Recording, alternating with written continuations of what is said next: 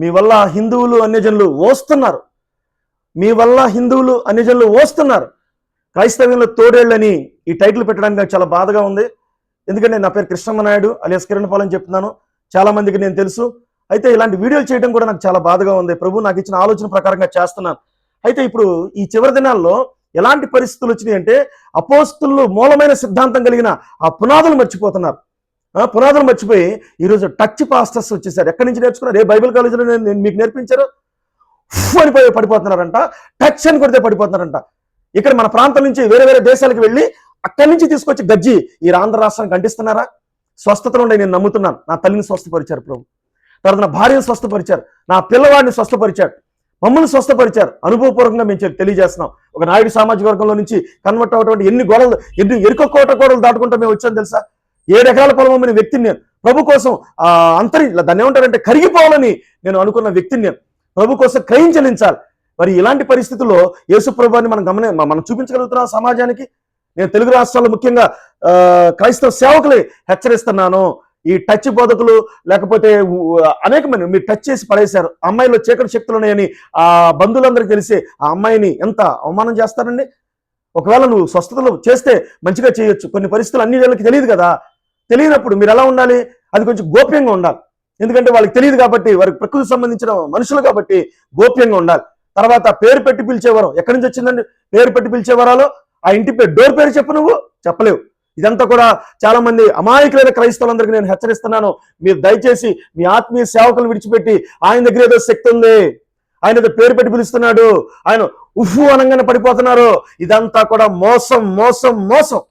దయచేసి మీరు గమనించాలని ఇలాంటి తోడేళ్ళని నేను డిక్లేర్ చేస్తాను. మీరు కామెంట్ రూపంలో తెలియజేయండి. ఆ పాస్టర్ గారి పేర్లు మీరు చెప్పొద్దు, కానీ వ్యవస్థను సరిచేయడానికి మనం ఇష్టపడదాం. నా వాదన కరెక్ట్ అయితే కామెంట్ రూపంలో తెలియజేయండి. దేవుడు స్వస్థపరిశుద్ధాత్మ దేవుడు స్వస్థపరిచే శక్తి స్థానిక సంఘంలో 2-3 ఉంటే జరగదాకా జరుగుద్ది. మేము చూసాం ఆ స్వస్థతలో అనేకమైన కార్యాలు మా కుటుంబాల్లో మందిరాల్లో జరిగినాయి. క్యాన్సర్లు తగ్గిపోయినాయి, అనేక కార్యక్రమాలు తగ్గిపోతే మేము అందరం చూసాం. కానీ ఈ దౌర్భాగ్యకరమైన పరిస్థితుల్లోకి మేము అడుగు పెట్టడం బాధాకరంగా ఉంది. అనేక జిల్లాల్లో నేను మీటింగ్స్కి వెళ్తున్నప్పుడు ఆ సేవకులు ఆక్రందన నా చెవులు పడుతున్నాయి. అయ్యా, మరి ఈ వెళ్ళే 1000 మంది ప్రజలు కార్పొరేట్ పాస్టర్ గారి దగ్గర కావచ్చు, 1000 మంది ప్రజలు మీకోసం రావట్లేదు. మీ సౌండ్ సిస్టమ్ కోసం మీకు ఒక రకమైన ఒక సినిమా రిలీజ్ అయింది అన్నట్లుగా ఒక పెద్ద ఆర్కిటెక్ట్ కొరకు వస్తున్నారు. మెహర్బానీ కావాలి ప్రజలకు కూడా. అందుకే దేవుడు అంటున్నాడు, వ్యభిచారులైన తరము వారలారా, మీరు స్వస్థతల కోసం వస్తున్నారు. స్వస్థతలు ఉన్నాయి నేను నమ్ముతున్నాను, కానీ వాటి కోసం పరుగులు తీసుకుని పేరు పెట్టి పిలుస్తున్నారు. టచ్ అంటే పడిపోతున్నారని వారి దగ్గరికి మీరు వెళ్ళొద్దు. మీ ఆత్మీయ దైవ సేవకుల దగ్గర స్వస్థలు ఉన్నాయి. ఖచ్చితంగా అపోస్తులుగా బతికి కన్నీరు కాల్చి ప్రార్థన చేసే వాళ్ళ స్వస్థలు ఉన్నాయి. అన్ని జనులందరూ కూడా చూస్తున్నారు. బూట్లు వేసుకుని ప్రసంగించడం, లేకపోతే బూట్లు వేసుకుని ప్రసంగించడం. బైబిల్లో అన్ని జనులు వారికి అభ్యంతరకరమైంది ఏది నేను చేయనని పౌలు గారు అన్నాడు. అంటే దాని అర్థం మాంసం కూడా తిన్నాడు కొంతమంది దగ్గరికి వెళ్ళినప్పుడు.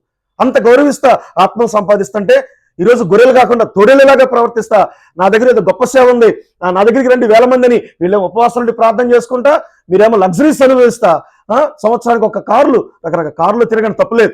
కానీ లగ్జరీస్ ఎందుకు మనకి? తెలుగు రాష్ట్రాల్లో ఉన్న సేవకులను హెచ్చరిస్తున్నాను. దేవుడు అగ్నిగంధకాలు మీ కుటుంబాల్లో పడక ముందే మీరు మార్పు చెందాలని కోరుకుంటున్నాను. దయచేసి ప్రజలను కాపాడండి.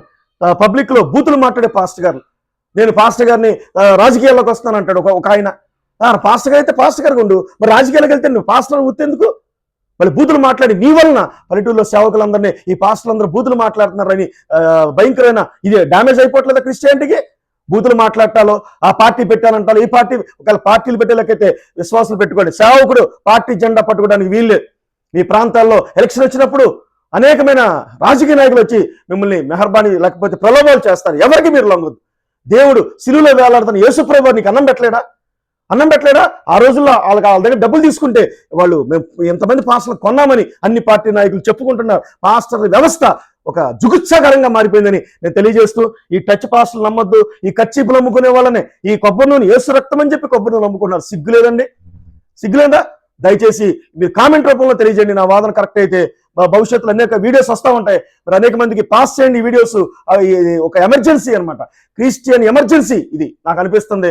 మీరు కూడా కామెంట్ రూపంలో తెలియజేసి, మత్తయి సువార్త 7వ అధ్యాయంలో యేసు ప్రభువు చెప్పినట్టుగా గుర్ర వస్త్రాలు కప్పుకొని వస్తున్నారు. మరి అదేవిధంగా అపోస్తలుల కార్యం 20-29 వచనంలో మరి అనేకమైన తోడేళ్లు వస్తున్నారు సంఘాన్ని కనికరించాలని చెప్తున్నారు.